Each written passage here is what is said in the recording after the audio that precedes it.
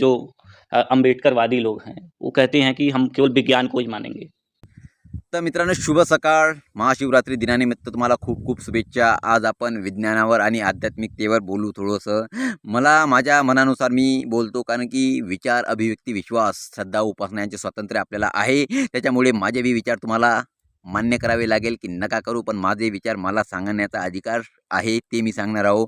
आपण सायन्सवर विश्वास ठेवतो आणि सायन्सलाच आपला देव मानलेला आहे, पण सायन्स आपण निर्माण केलं, आपल्याला कोणी निर्माण केलं, हा सगळ्यात मोठा प्रश्नचिन्ह आहे. आज बी सायन्स हतबल झालेला आहे. आज बी सायन्सला समजत नाही की मेल्यानंतर काय होते, what happen after become a death.